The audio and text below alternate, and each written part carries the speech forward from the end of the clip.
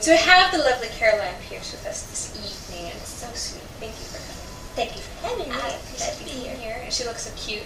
And she's showing off an exquisite restraint corset. I am showing off. You have to This is goodness. my custom exquisite restraint corset that Simone made for me. They wanted just a nice basic black that I could wear with everything. So, ta-da! So Simone is here in spirit. Beautiful. It's great. And she's hugging you very tightly around the waist right now. She's queer. She totally is. And Caroline is celebrating her birthday this weekend. Yes! Yay! Yay! Excuse for cake! Cake excuse! Yes! Not like I need one, but... But it helps. I know. That is so sweet, because actually we're going to be hosting her birthday party here. Yay! So fun! It's going to be fun. We're not having it right now. I like excuses for celebration. Not that anybody needs an excuse to celebrate, but you know. It's nice to have a theme to work with. A theme, yes. A theme. Birthday is an easy theme Cake. to do.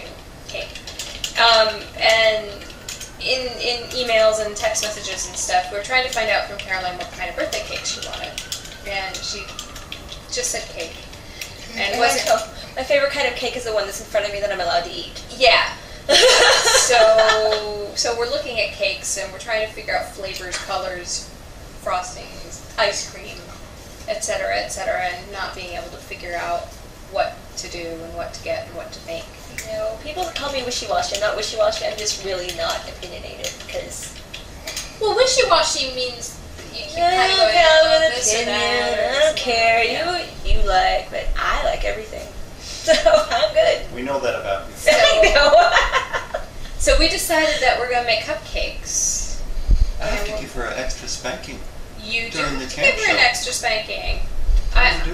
We have to talk But about I'm that turning too. an odd number, so you're gonna have to do the one for next year, and one more for isn't that whatever? One more for any excuse, I think is how it works. Oh, okay. Yeah. You know. Depends on how much they tip us. I guess We're that's still how paying. that works. So yeah, we're making red velvet cupcakes and chocolate cupcakes, and then we're gonna have a couple of different frostings and other toppings and sprinkles. Anybody and else thinking sugars and splashing video? Because I am. And I was just talking about cake online with a gal pal of mine on Twitter, and she posted a picture of this cake that was a rainbow cake and had like all the rainbow layers. And on the cover, what the hell? The top of the cake was frosted with a unicorn on a rainbow. And she's like, I love this cake. It makes me want to roll around in a field of daisies, and look at bunnies and ponies. I'm like, it makes me want to dress like a bunny and a pony and roll around in cake. Because that's where I go with that. So that was my last cake conversation, and it really just makes me want to roll around in cake. you can roll around a cake. The entire chat room wants to see this. I want to see this too. I want to dress like as a bunny and roll around in cake. That'd be awesome. Well, Lorelai could provide the bunny costume. She's got Oh bunny God, costumes. yeah, yeah. And we could just spray you off with the hose before you come back in. We gotta I film could that just too. put No, on. we gotta film that I too. know. I just put on ears. That's a costume. That's good enough. That's good enough. We can like glue a cotton ball to my butt so I can have a little cottontail, Sure, sure. and that way the costume won't get messy. True. Because that's a sad thing to do to a costume. It is. Get cake saturated. Especially since the bunny ones are perfect. Still, it'd be neat. We can do that. And you're doing a camp show later today after the show. Yes. Live BDSM, tell us what you want, cam show. Which is kind of the joy. Streammate? Provillainslair.cammodels.com. Provillainslair.cammodels.com. Is that 2 M's? Yes. Models. Cam models. All right, and our professional villain, Tim Woodman, is going to be taking requests. He's going to do terrible, terrible things to me. Terrible things to Make you. sure you log in and tell him to be gentle. Or not. I get sad when someone's gentle. I spank. Oh. That was it? I know. I'm gonna give you a spanking. Pay it extra if it doesn't hurt. That's right. I'm gonna pull your hair. No. There. Really grab it. Do something. So yeah, you guys, if you're around after the show, you can log in there and see Caroline live some more, being much more explicit than we're going to be on this program. And maybe if you tip well, she'll do the whole cake thing for you. Or at least the ice thing. Because we've got frosting, but we don't have cake thing. I'll We've smear got it on there frosting. and lick it off. If that's what they want. We can smear frosting on it. But, you don't get that for free here. Sorry. That's not what we do. No. So one of the things I wanted to ask you about, because you've been doing fetish and mainstream stuff for quite a while. Yes. And I wanted to ask you sort of what's your opinion, if any, on doing fetish modeling versus mainstream porn? And is there a difference to you? I find that there is a difference. Because most of the fetish that I've shot in the last, 7 years, with the advent of clips for sale, and people being able to produce things on a smaller level and reaching that small niche market, people usually like what they're doing. Not to say that people don't like what they're doing in porn, but porn unfortunately ends up being very, we gotta meet the quota for shooting a scene.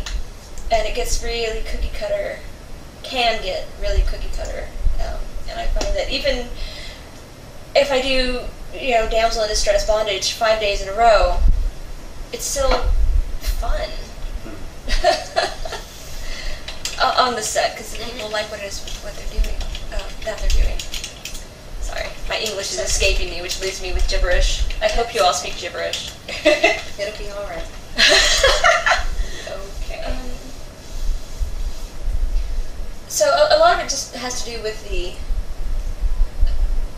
not the word that I want, but the care behind it. Which makes porn sound really awful, but it's not that bad, but it's just an the attitude is different. I don't know. I'm quoting you as saying the fetish is more fun. I just tweeted that. But yeah. It is, though. And it varies so much more, though. There's only so many Pizza Boy scenarios you can do. And granted, actually, recently I did a Pizza Boy. Wow. Well, yeah, actually I did. So, that sounds bad. No, it sounds exactly like it was. But I did the Pizza Boy scenario, and I'm thinking, have I actually done this one before? No, because I've done the pool guy, and I've done the Pizza Boy now, and I've done plumbers. Xerox repair guy. Yes. Hey there, lady, I'm here to fix a Xerox machine while you're sitting on it trying to photocopy your ass. Well, you see, sir, that's why it broke. Actually, I haven't done that one, but now I want to. I don't know. Yeah. But there's just more variety in fetish, because I just shot earlier in the week. And one of those eating scenes, I don't know what the actual phrase is, feeder, stuffer, or whatever, so I was doing the massive eating, which is not comfortable. But it's still fun. And then, I turn around and I shoot a robot. I'm a robot. There's just more variety in it. If you're going to go under the blanket term of porn and fetish, much more to do with fetish. And I don't know if we've asked you this before, but do you have any specific feelings about the areas in the past several years where you've seen crossover, where they're either making mainstream look more kinky, or some of the SM stuff is trying to add in sex acts? That's actually a pretty big topic. I remember starting porn, starting to get into porn in the 90s, and being confused why you couldn't show sex with bondage, because that's how people play at home. And having professional bondage without any sex acts just almost removes itself from the organic play that you have at home. Did I actually articulate that well? You did. And So when it could seem companies like started, no one has sex. right, when and they that's so you're bondage. losing your audience, because if I'm a BDSM person and I'm watching this, it's like, this scene is great, but boy, it's sure missing a vital element. When the company started, I remember I was shooting for, am I allowed to say names? Like company? Okay, when I started, used to shoot for Insects a lot, and they'd started, they'll do like dildo play and toy play and things like that. But the first time, PD said, we're starting to do blowjobs. And I'm like, I am all over that. Kudos to you. I don't want to go to, be the one to potentially be federally prosecuted for the obscenity, but which that's a whole other conversation. But I think it's exciting that they're willing to push the boundaries, because I think it makes it more closer to what people fantasize about. But then, who's to say, because everybody has their own individual taste. But I just thought it was really exciting. As for fetishizing, like in the porn, I think it's a great segue for people that are vanilla, that are just watching porn. Because I noticed a lot of porn fans just don't get fetish. And when I say fetish, they think I'm talking about big butts or big boobs. Which, of course, that is a fetish. But, I mean, fetish as an industry, or as a genre, isn't, it's a really weird thing to try and explain to people. Yes, you love very big boobs. You're a boob man. So yes, you have a boob fetish. But when you're watching a big boob video, it's not actually marketed as fetish because it's porn. Right. It's such a standard fetish that people don't think of it as a fetish. Right. Sort of like no, we have even a cheeseburger how fetish, we just all love them. how actors and actresses of color will get kind of niched into those market areas where, you see the black girl film or the Asian girl film or something, which is, And that is all, it's a legitimate niche fetish, but again, Right. it's just seen as an offshoot of mainstream, not Right. kink, Yeah, it doesn't fall under the umbrella of fetish. fetish films. It ends Even up though, falling under by all mainstream. rights, it ought to. Yeah. But I think though, if you put in, a little bit of the fetish look, it titillates people and hopefully makes them want to explore it. Although, on the same note, in vanilla porn, mainstream porn, whatever. Now I want candy because I said I'm so easily distracted. In my mind, I think sex and candy right now. Oh wait, that's a song. Jesus. And we're gone. In regular porn, it's all become this. No, it hasn't all. Let me rephrase that. A lot of it is very extreme, rough sex, which doesn't appeal to a lot of the porn watching crowd because it's BDSM play. Right. It's very much rough sex. sadomasochism, and people don't necessarily want to buy a porn movie to watch BDSM sex. But it's not being acknowledged as being BDSM. It's just rough sex. Years ago, I did a movie called Rough Sex, at the end of the 90s. From Anabolic, there was Rough Sex 1, Rough Sex 2, and they got pulled off the shelves because they were too rough.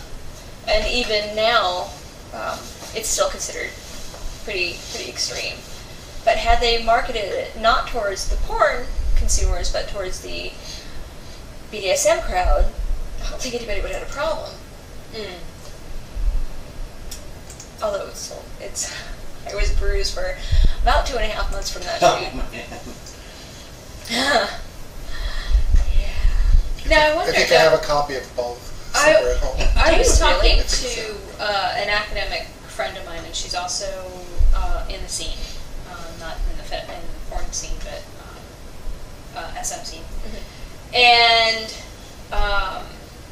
we were talking about how things like the rough sex videos or fetish being brought into mainstream porn, how the person who watches this, the consumer who watches this, who does not know about fetish, who does not know about kink, may be titillated and interested by these things, but also doesn't have enough depth of knowledge to understand that this isn't all there is to SM or kink or those relationships. And may just think that, oh, if I just start grabbing her by the hair and fucking her really hard and blah, blah, blah, blah, blah, blah, blah, then she's going to love it because that girl loved it. Right. And doesn't get the backstory of how you negotiate that. Yeah. Set that up. And that there's a safe word and all this other stuff. Yeah. Or that, oh, I can pick up a riding crop and start hitting somebody with it, and that'll be just fine because she did it, and I, there weren't any marks or anything, and I could do that. And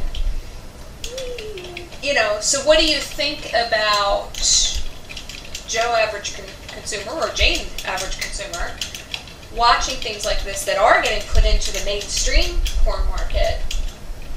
I think it happens in any of that, though, teaches people strange things, like kids that grew up watching porn, they think all girls want to be fucked in the ass.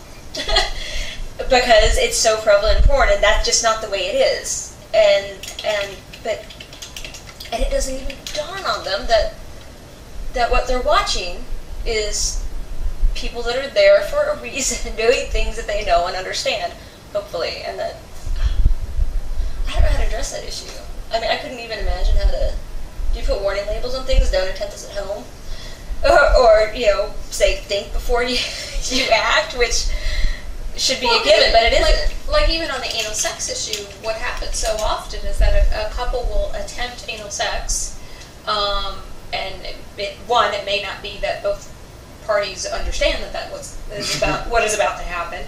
But even if they've discussed it, if all their knowledge is coming from watching it on porn, they don't see the lube, they don't see the workup, they don't see that it took an hour and a half to get to that point. Yeah. Because in the film, it took 30 seconds. Well, it could have been Amber Rain, in which case it did. Right. But I love she sort of watching- skews the curve Skew on